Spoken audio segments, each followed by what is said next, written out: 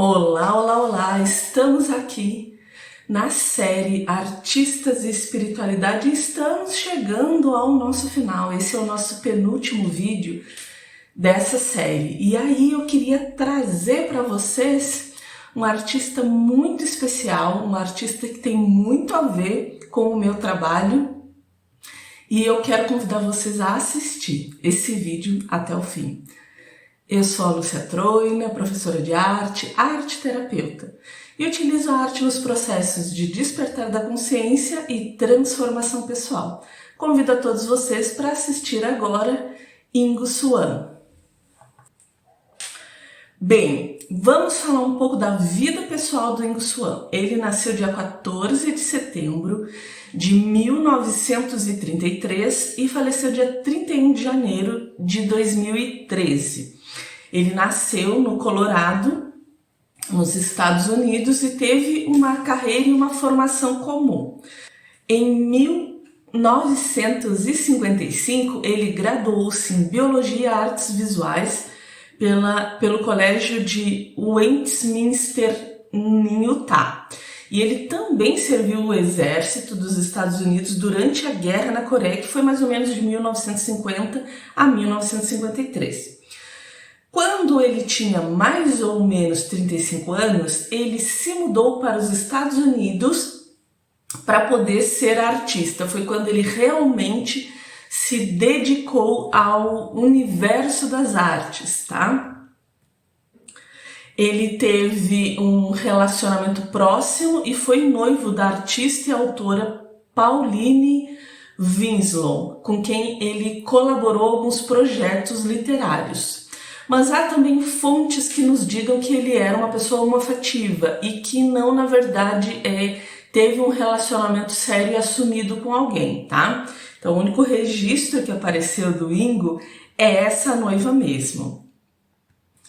Bom, Ingo traz pra gente uma arte bastante diferente do que a gente está acostumado aqui nessa série de artistas, tá? Eu procurei trazer pessoas bem variadas para a gente explorar os tipos mediúnicos e os tipos de contato entre a espiritualidade e a arte, para a gente fazer esse contraponto e fazer na verdade, esse casamento, né? De como essas duas áreas conversam. E Ingo, ele vem para nós de uma forma assim bastante diferente, tá? Ele, desde os 3 anos de idade, ele percebia que fazia as experiências fora do corpo, durante uma cirurgia de remoção de amígdalas, após o qual começou a ver auras coloridas ao redor de certos objetos. Ele começou a transformar sua percepção e o seu processo mediúnico também, tá? Ele não via a separação entre sua capacidade psíquica e sua expressão criativa. Para ele era tudo meio que uma coisa só. Por isso, nas suas obras, refletem muitas vezes o espaço sideral, estruturas cosmológicas. Ele acreditava que a criatividade era um processo autogerado em áreas da mente, além do controle consciente, como na verdade, né, uma clarividência, uma percepção, mas ele via dentro da sua própria mente, tá? Ele também foi um escritor versátil, que além de livros sobre fenômenos psíquicos, tá, como o famoso Penetração, ele escreveu ficção erótica sob pseudônimo como Defense e Aaron Albold, e foi editor do livro Cosmic Art em 1975. Eu vou explicar para vocês um pouco melhor sobre tudo isso, tá? Tô trazendo um apanhado aqui para a gente poder conhecer e entrar no clima aqui do Ingo Swann, tá? As suas pinturas são a face menos explorada do seu trabalho, o que eu acho, na verdade, um desperdício, porque não desmerecendo todo o processo dele, né? E você já de repente já deva ter conhecido ele, mas dentro de uma outra área de atuação, tá? Mas a arte dele é uma arte que eu observando muito mais de perto, Vejo que ela tem conteúdos e informações e desperta na gente muito mais do que a gente poderia imaginar, né? E que, na verdade, eu quero falar isso aí mais no final, mas eu só vou dar uma pincelada aqui. Na verdade, eu acho que os seus familiares, as pessoas que ficaram depois de posse de seus trabalhos, estão dando pouca importância para essa área dele. Enfim, pronto, falei. Enfim, para ele a arte não era apenas um hobby, mas uma ferramenta de investigação da consciência. Suas telas funcionavam como um diário visual de suas explorações psíquicas. Ele acreditava que o ato de pintar permitia acessar planos de realidade que a linguagem comum não conseguia descrever. E ele continuou a pintar apenas o que lhe dava prazer, depois de um tempo, tá? Principalmente a energia que ele via irradiar das pessoas ao seu redor. Swan via essa energia como ki, aura, força, como algo que unia todos os seres vivos. Ele acreditava que se as pessoas conseguissem aproveitar suas percepções extrasensoriais para enxergar essas forças, como ele conseguia, o mundo mudaria para melhor. E esse é o meu discurso, né? Eu muito me identifiquei, embora me identifiquei com vários artistas em várias situações, né? Mas com o Ingo Swan eu muito me identifiquei. Por quê? O processo mediúnico dele, o processo de acesso a essas imagens para que venha a pintura, é um processo muito semelhante ao meu. Vou fazer uma introdução aqui do Ingo Swan para a gente poder entender em que contexto ele está inserido. Vou beber uma aguinha. Vamos lá. Na verdade, ele é muito mais conhecido pela visão remota, né? Ele fez a graduação de biologia, fez algumas graduações comuns e ele foi para o exército, certo? Nesse processo de ir para o exército, depois de um tempo, né, ele foi para o mundo das artes, porque ele já tinha esse contato, ele já pintava. Durante esse período, ele foi recrutado pelos Estados Unidos, principalmente na Segunda Guerra Mundial, para ele fazer uns movimentos de espionagem, tá? O que é isso? Eram desenvolvidos, ele mesmo, o Ingo Swan, desenvolveu um método que na verdade é um método da visão remota, onde ele sai, né, ele está acordado. Deixa eu explicar o que é a visão remota. Ele está consciente, acordado, não é projeção astral, ele não está dormindo, ele está acordado e ele sai com a sua consciência, faz um desdobramento mental, sai da consciência e vai até o lugar onde era na Rússia, para poder espionar à distância quais eram os planos dos russos na Segunda Guerra Mundial. E aí ele volta e traz as informações dos conteúdos. Claro que tem muita informação que não foi partilhada, né, pelo governo dos Estados Unidos, porque são informações secretas. Por isso que a gente tem um pouco de dificuldade de ter material do Ingo Swan, porque muita coisa é secreta, mas ele produziu bastante coisa. E aí, durante esse período que ele fazia isso, ele começou a criar o seu próprio protocolo de como aprimorar e fazer esse movimento, tá? E aí ele lançou alguns livros e que agora a família também fez algumas reedições desses trabalhos para, né, de uma forma mais atual, mais contemporânea, com o mesmo conteúdo, claro, mas reeditando e acrescentando outros materiais junto desse material da visão remota. Desculpe, eu ando meio resfriada.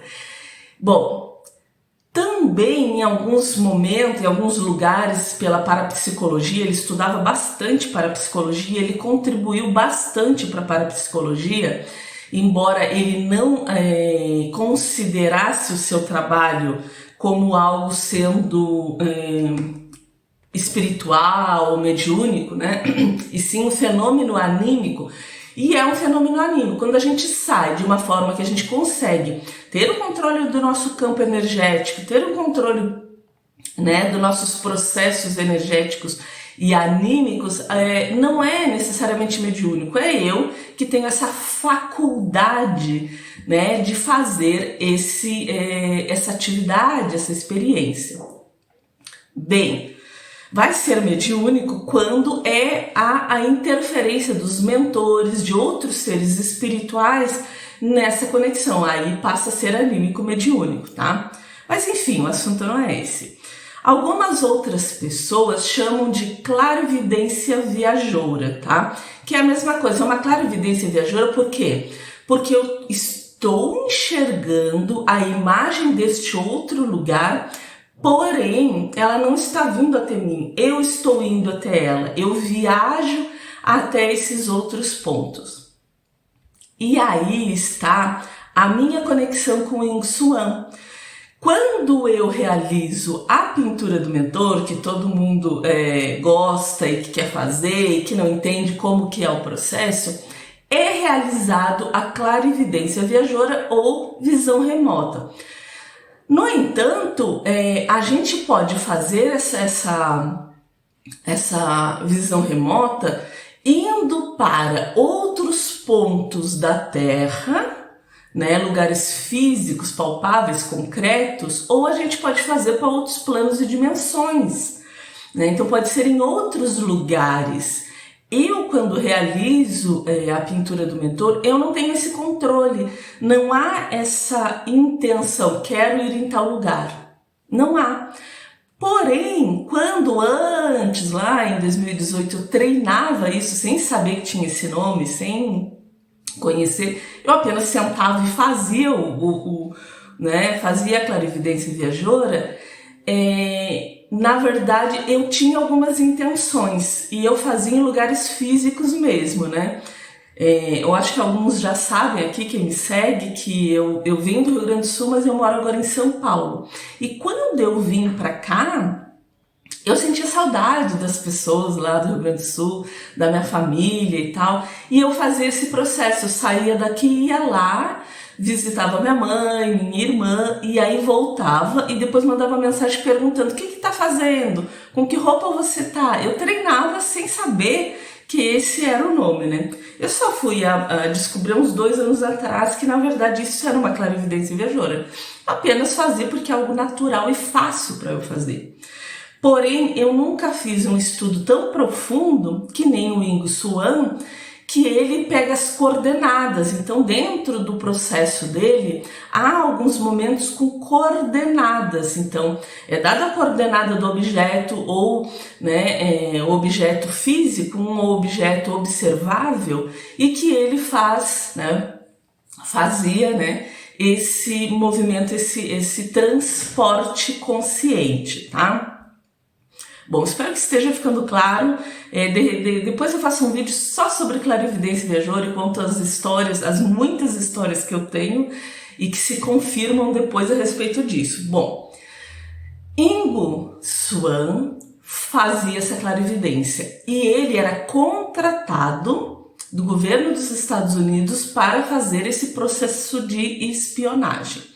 Nesse processo, ele fazia essa exploração do lugar e ele registrava, tinha seus registros e também, né, para a NASA em outros lugares, tipo, ele ia para outros planetas também. Ele ficou muito famoso porque antes da sonda da sonda ir para Júpiter, agora esqueci o nome da sonda, eu li tanto e acabei esquecendo o nome da sonda, que foi para Júpiter, acho que foi em 73, antes disso, ele fez a clarividência viajoura para Júpiter. E ele começou a trazer as informações, ele via que tinha anéis, né, com outro material um pouco diferente dos anéis de Saturno, mas que Júpiter também tinha anéis ao seu redor, né? e que na verdade na época os cientistas não acreditavam nisso, porque não era visível, não era sabido que tinha esses anéis. Quando a sonda foi, depois de Ingo ter feito a clarividência viajoura, ela confirmou, deixa eu tomar uma aguinha aqui.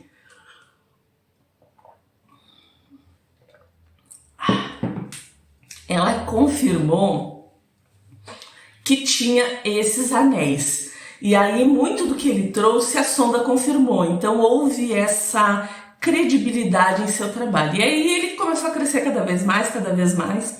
Bom, e onde a arte entra nisso?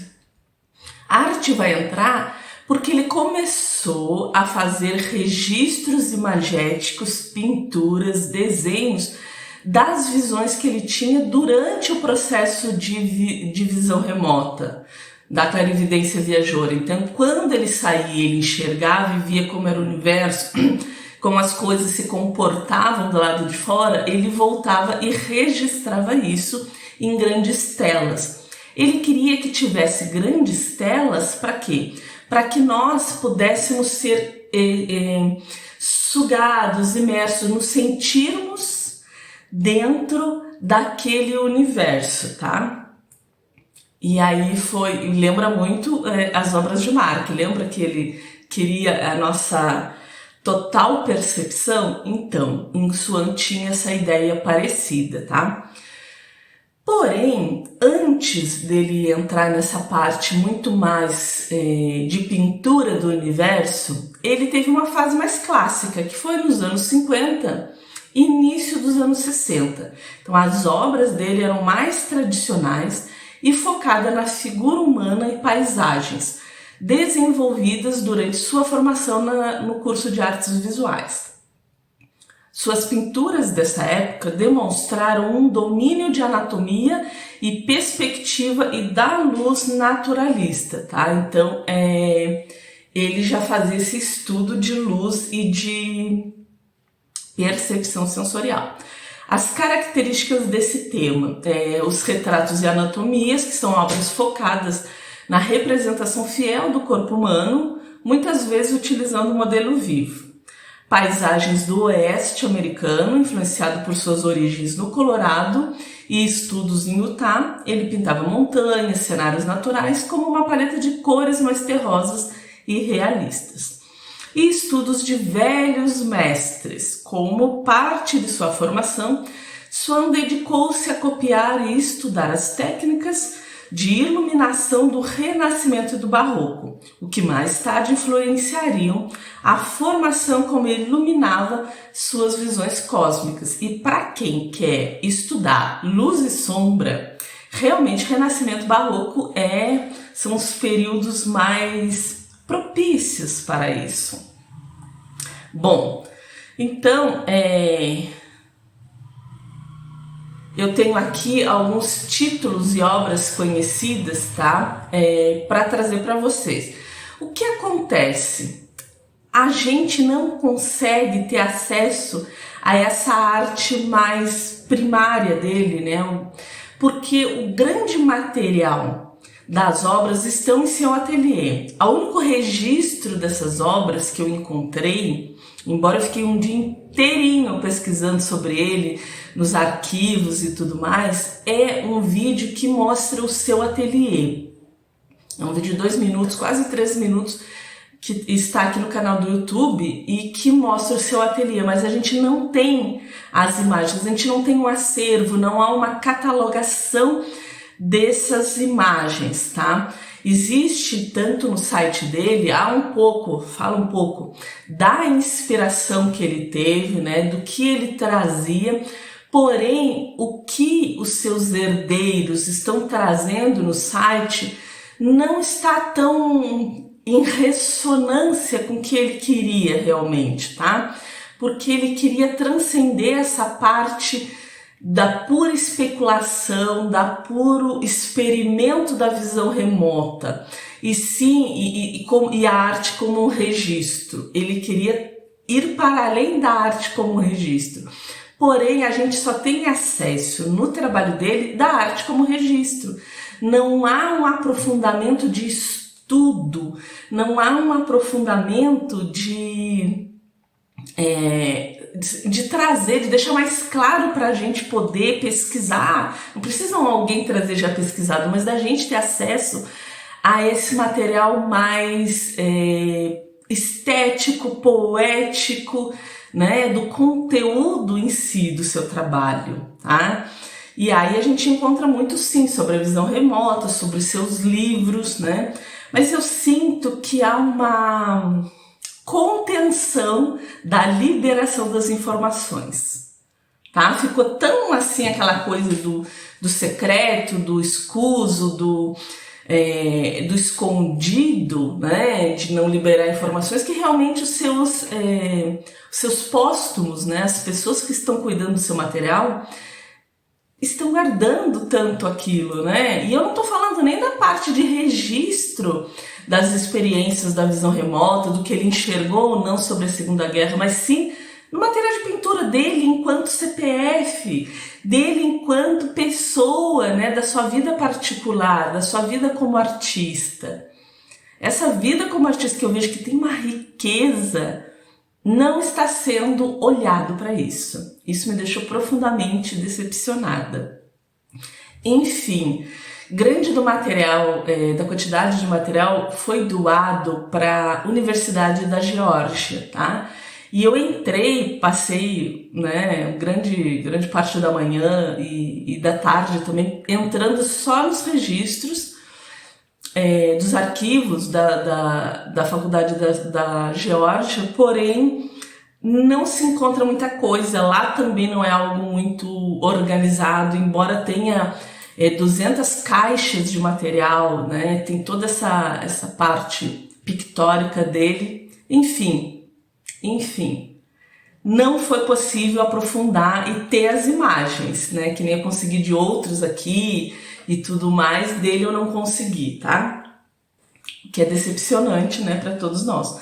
Se você gosta dele e consegue de alguma forma e quiser partilhar comigo aqui nos comentários, me chama pra gente bater um papo, eu super vou aceitar, porque o meu processo de pintura é um processo muito parecido com o processo dele, né? Da gente pintar aquilo que não está sendo visto, né? Aqui agora, a gente pintar a partir da visão remota e, enfim, isso não é tão explorado. Mas eu vou trazer aqui, no que eu consegui enquanto texto, né, que a maioria das imagens disponíveis online foca no período posterior, alguns registros de sua produção inicial e de transição incluem um autorretrato, existem esboços e pinturas a óleo de sua juventude, onde ele explora a própria imagem com estilo sóbrio. Não consegui essa imagem.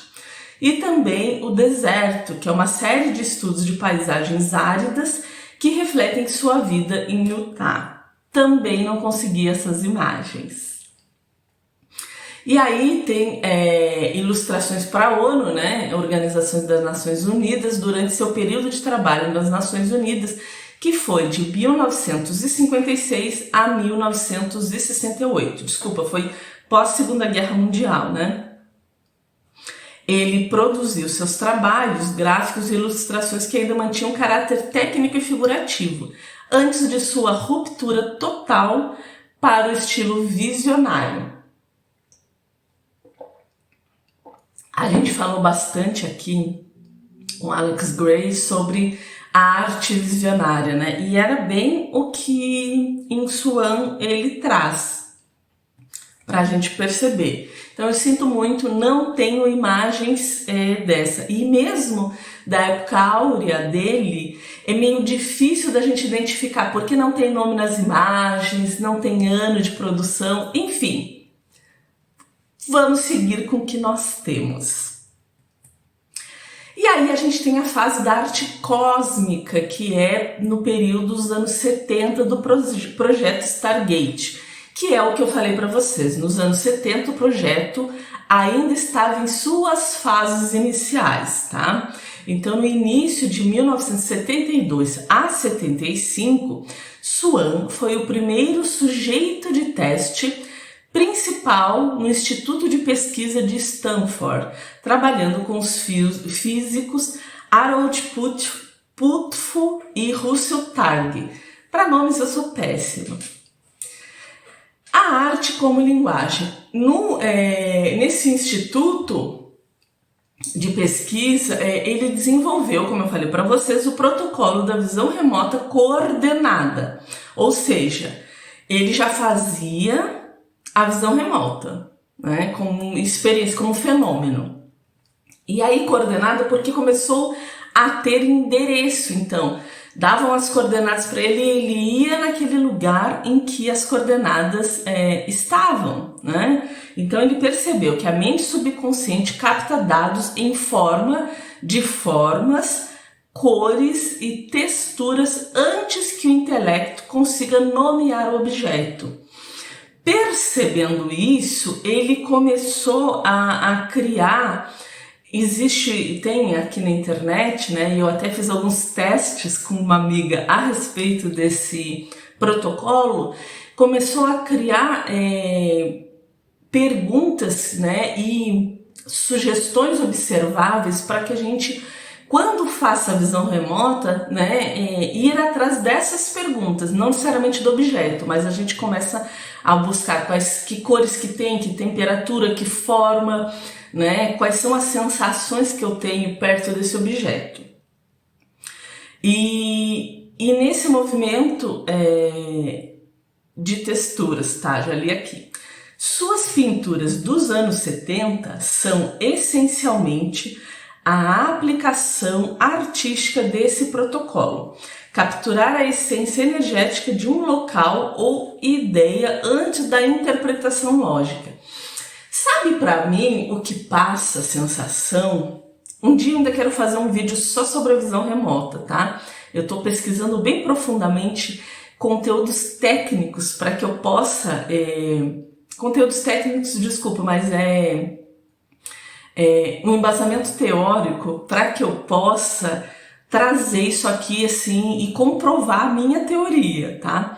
Porque para mim, e pela minha experiência da visão remota, quando ele fala aqui que primeiro a gente vê em formas, cores e texturas, é porque o que primeiro percebe-se nesse novo lugar é a partir dos nossos dos nossos parasentidos, e que a gente vai primeiro ter a percepção extrasensorial. Então eu percebo esse ambiente a partir dos meus parasentidos. O que são parasentidos, Lúcia? Nós aqui no corpo físico nós temos os nossos sentidos, que sabemos que não são 5, né? Então consideráveis já são 7 sentidos, mas enfim. Nós temos vou falar dos 5 né, mais conhecidos, né? Visão, audição, paladar, tato e audição. Acho que devo ter esquecido de algum. E olfato. Esses são nossos sentidos físicos, eles são a partir do nosso corpo físico. Nosso corpo astral, né? Esse corpo astral que quando a gente dorme tem a projeção astral, né? Esse corpo astral que sai daqui quando a gente morre, ele sai, né? Que seria um invólucro do espírito. Ele tem os parasentidos, ou seja, são os sentidos desse mundo invisível, são sentidos do astral. Nem sempre a gente vai enxergar, vai ser a visão. Aqui é a visão, que ela é muito mais dominante. Lá não necessariamente vai ser a visão. E a gente vai ter esses parasentidos nesse corpo astral para perceber esses lugares. E na minha experiência, quando a gente faz essa visão remota, nós estamos acionando os nossos parasentidos.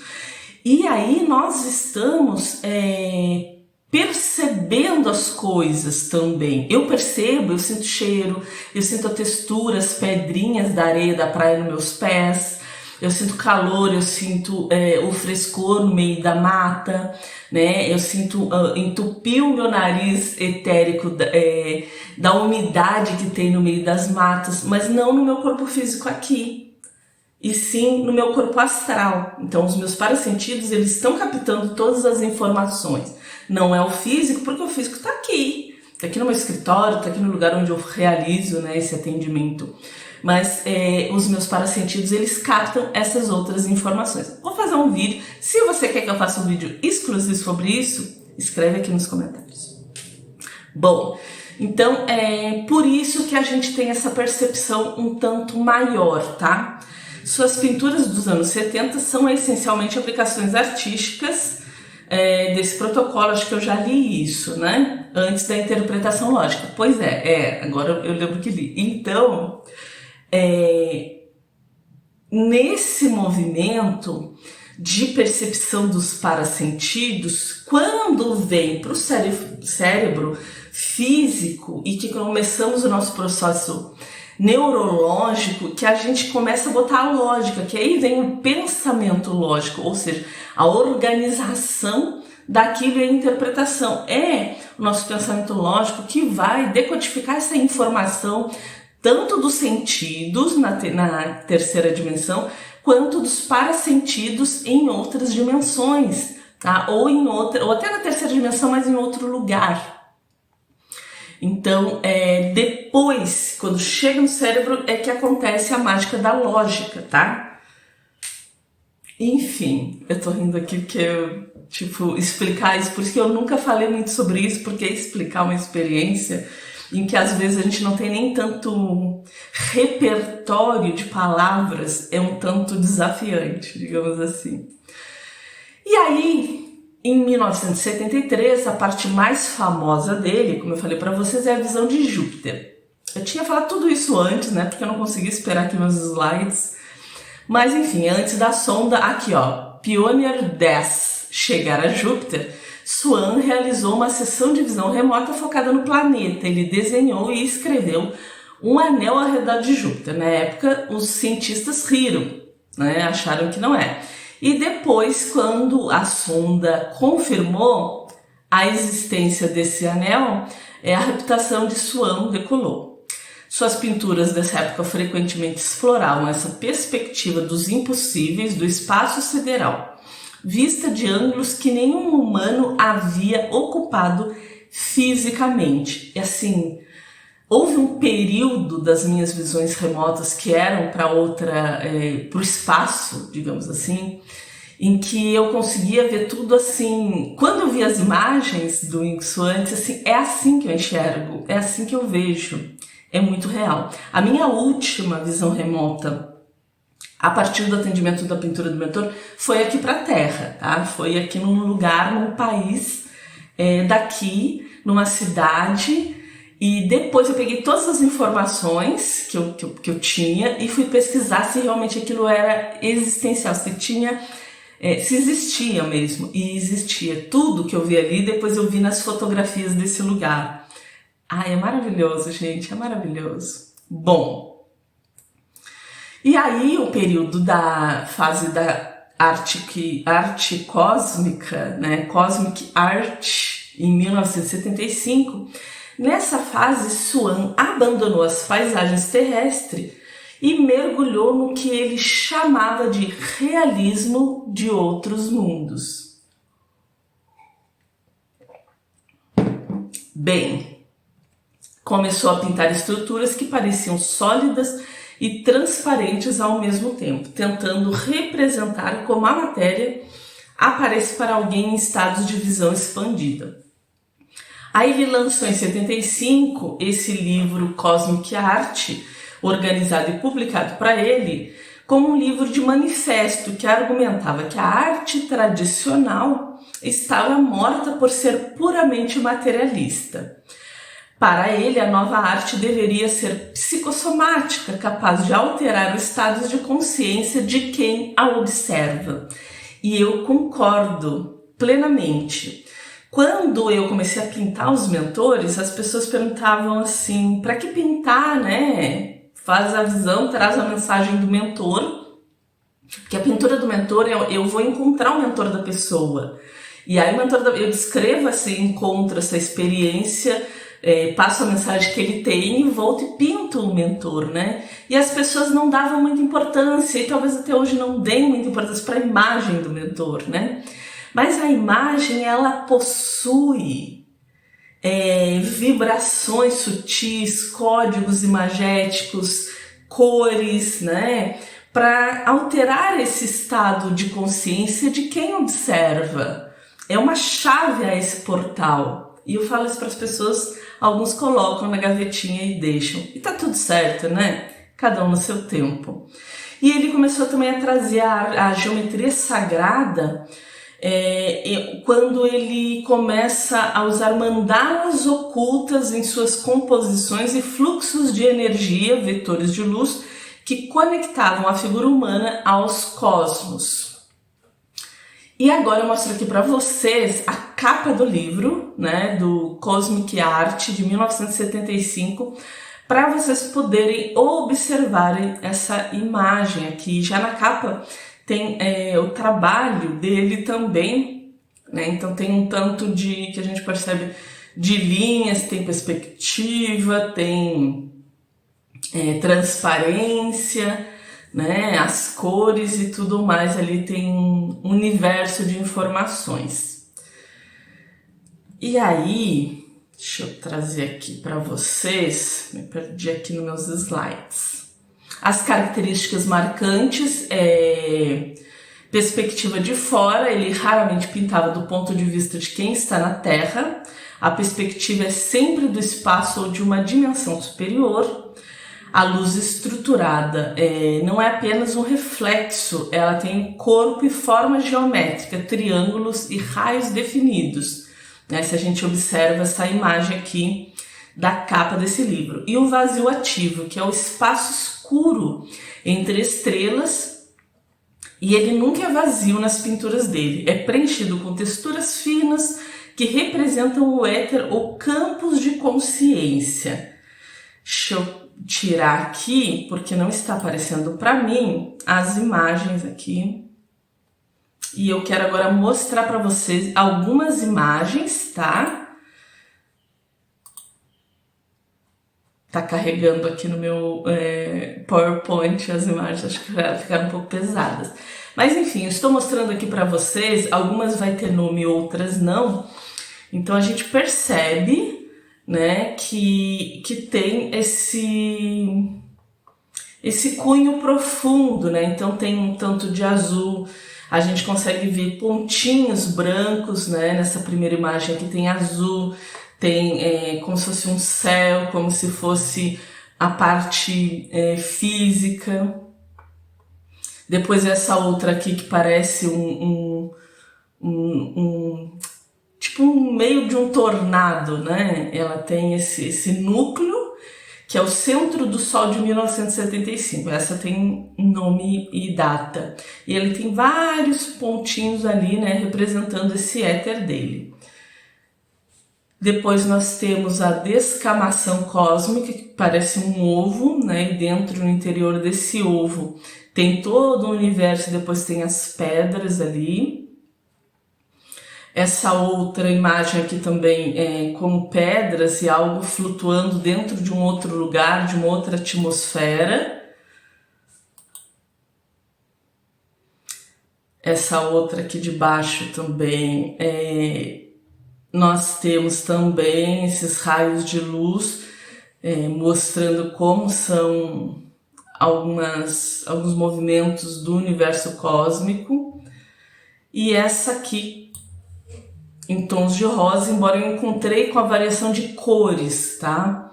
Embora eu acredite que ela tenha, talvez aqui que eu tô mostrando alguma alteração na cor, mas enfim. É o lançamento de 1973, para vocês também observarem. E aí a gente vai para a fase 3 dele, tá? Eu gosto de trazer em fases para a gente poder observar de uma forma mais estruturada como que aquilo se deu, né? Como que aquelas informações foi se construindo.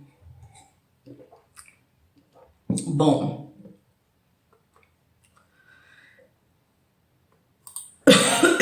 desculpem. A fase narrativa e simbólica, que foi a partir dos anos 80. Quando eu nasci em 1981, veio a fase simbólica de Ingu Wan. Suas obras passam a incluir mais simbolismo, explorando a relação entre a mente humana e o cosmos, muitas vezes com figuras humanas integradas a cenários estelares. É uma fase que representa a maturidade de sua tecnologia interna. Se nos anos 70 ele estava deslumbrado com a vastidão do espaço e a confirmação científica de seus poderes, a partir dos anos 80 ele volta a olhar para o que significa ser humano dentro desse cosmos. Tá, e aí? Isso tudo existe. E eu, quem eu sou na fila do pão nesse universo todo, né?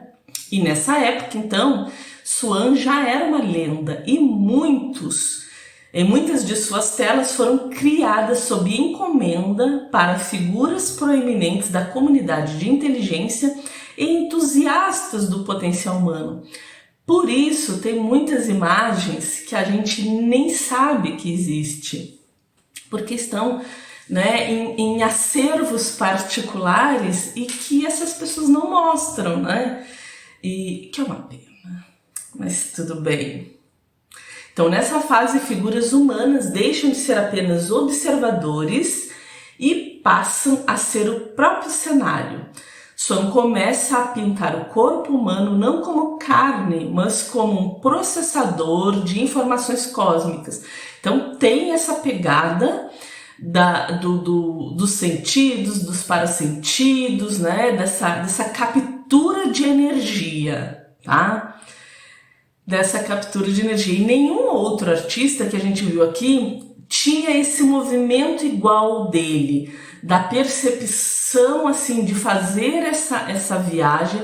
Não é o mentor que traz, eu não sou um canal, né, da Hilma, onde ela era o canal, da Emma, onde a Emma tinha essa questão da Emma Kunz, né, que tinha a questão da terapêutica, da Georgiana, que tinha a questão dos registros fotográficos, enfim. Né? O dele era eu que vou, eu que exploro, né? É um superpoder. Eu costumo falar para meus clientes, meus pacientes, que vêm a mim, né? Que nós somos mutantes, onde nós temos uns poderes que fazem um pouco diferente das outras pessoas, né?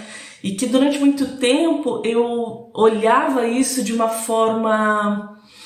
Eu me sentia diferente e esquisita. Depois eu passei a ignorar e não falar, quando eu comecei a aceitar e me diverti muito com isso, por me acharem arrogante ou prepotente. E hoje, atualmente, eu falo, não me sinto esquisita, não me sinto especial, não me sinto melhor que ninguém.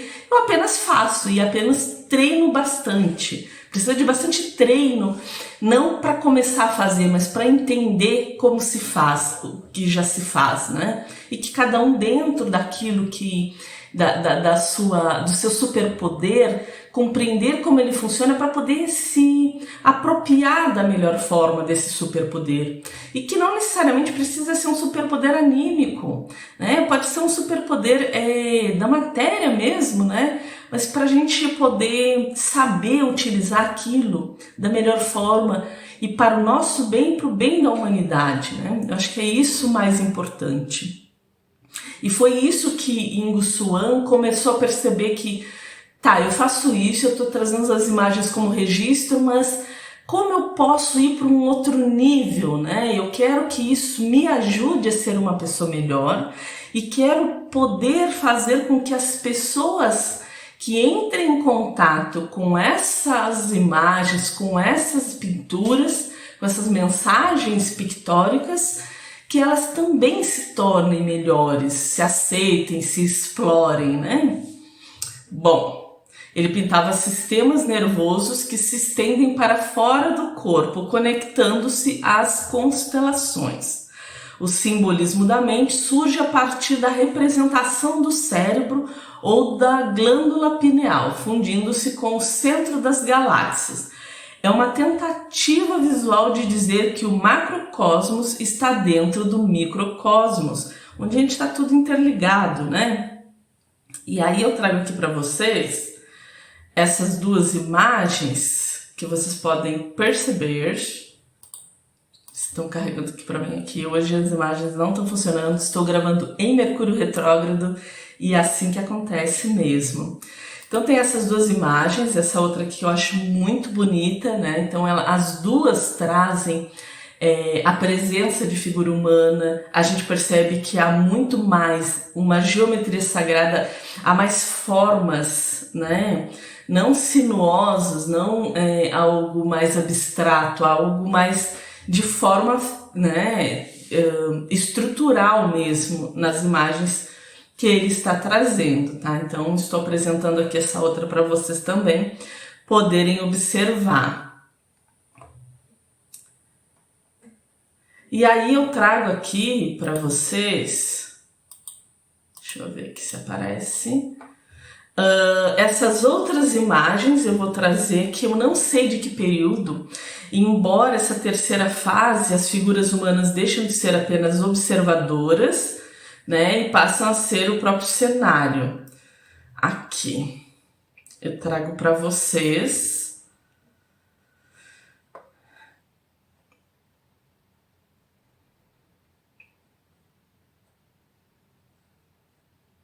trazendo essas imagens, tá? Ele começa a utilizar, as cores são um pouco mais azuis, são um pouco mais profundas, enfim, deixa eu botar aqui. A pesquisa de percepção. Bom, vamos falar sobre a pesquisa de percepção que ele tem, né? Então, como eu disse para vocês, enquanto pesquisador artístico e pessoal, enquanto pesquisa pessoal, ele foi indo não só sobre o processo da técnica, mas sim da percepção, né? Já que as imagens são um registro de suas percepções sensoriais e extrasensoriais. E aí ele começou a pesquisar sobre esse tema. E antes, né, eu fui pesquisar ele a semana passada, alguns dias da semana passada, eu já venho pesquisando um pouco por causa da visão remota, mas a arte dele, né, na semana passada, mais profundamente, e é interessante porque já faz uns 3 anos que eu estou profundamente pesquisando sobre percepção, né? Então, o que é a percepção, né? Como ela se manifesta, de onde ela vem, para onde ela vai, do que ela come, enfim. A percepção, e para ele a criatividade significava muito mais do que produzir arte ou escrever livros. Era um ato de percepção. Uma forma de se conectar com as estruturas ocultas da experiência. Suas pinturas e suas obras publicadas refletem a mesma força motriz, o desejo de ver de forma diferente, de revelar o que está além da percepção comum e de expressar o invisível com clareza e beleza. São artes simbólicas, abstratas e profundamente ligadas ao imaginário interno que moldou sua pesquisa e visão de mundo. Ele acreditava que o propósito maior da arte era revelar a arquitetura invisível da consciência humana. E é algo que eu pesquiso e busco muito, enquanto tema e conteúdo, tanto no meu processo mediúnico, quanto no meu processo artístico também, né? E de trabalho como um todo. E que eu acho importante, porque eu acho que a percepção aguçada vem a partir de uma sensibilidade refinada. E quando a gente começa a fazer isso, a gente entra nesse universo, a gente transcende esse mundo material e a gente começa a expansão da nossa consciência. Consciência, expansão de consciência tem a ver com expansão de percepção. Se eu percebo mais, eu amplio mais a minha consciência, o meu saber, a minha identificação. Eu identifico mais. E eu preciso, então, disso, já que a percepção vem da sensibilidade, eu preciso ampliar minha sensibilidade. E para que eu amplie essa sensibilidade, eu preciso de estado de presença, né, para eu entender, para eu estar no aqui e agora, para poder perceber, para estar sensível, deixar-se afetar, ou seja, vulnerabilidade, a gente precisa. né? E de tirar esses dogmas, né? Que essas estruturas que estão dentro de nós. Mas para isso a gente vai precisar de vulnerabilidade e presença, tá? Bom, um outro vídeo aí. Então, ele dedicou, né, o final da sua vida foi marcado por um recolhimento estratégico, uma dedicação intensa à escrita e a consolidação de seu legado como um dos maiores pesquisadores da consciência do século XX. Ele faleceu dia 31 de janeiro de 2013, há pouco tempo, né? Aos 79 anos, em Nova York. Embora estivesse fora dos projetos governamentais oficiais, desde o fim do Stargate, em 1995, ele continuou atuando como consultor privado e mentor para novos pesquisadores. Ele dedicou grande parte de seu tempo final a organizar seus diários e publicar livros que detalhavam suas visões sobre o futuro da humanidade e sobre a inteligência sensível, tá? E aí, a filosofia, né, que ele deixa é que seus últimos escritos e entrevistas estavam menos interessados em espionagem psíquica e mais focado na evolução da percepção humana. Ele acreditava que o ser humano estava passando por uma mutação biológica e psíquica lenta e que as capacidades que ele demonstrou no passado seriam comuns no futuro. E serão comuns no futuro. A gente já está cheio de crianças aí com esses superpoderes, cheio de mutantinhos aí que estão sendo produzidos. Então, sim, o ser humano já começou o seu estado de transformação psíquica e biológica, tá? Sua última mensagem para a comunidade de pesquisa foi um apelo para que a visão expandida fosse tratada como uma faculdade natural do organismo humano e não como algo sobrenatural ou místico, tá? E aí, eu só tenho gratidão a Hugo Swan, porque ele traz, né, de uma forma bem prática, com estudo, com aprofundamento, com teste, essa técnica, né, que é tão maravilhosa e que tão nos contribui, né, para que a gente possa acessar outros planos e dimensões e para que ele fizesse com que eu me sentisse cada vez um pouco mais normal, entre aspas, porque, né, não quero ser normal e o que é normal, né? Mas para ser mais típica, vamos usar esse termo mais atual, né? Para ser um pouco mais típica, para a gente poder estar um pouco mais pertencente, né? Eu posso dizer para vocês de uma forma muito singela que eu não sei quando começou isso. Eu sei quando eu comecei a fazer mais enfaticamente, mas eu acredito que isso já era feito antes, sem que ao menos eu tivesse consciência. E achasse que fosse só uma imaginação, achasse que fosse só uma viajada na maionese, né? Como o professor Wagner Borges diz, como é que seria uma maionese, viagem na maionese astral, né? E achei que fosse somente isso, assim, e que não, né?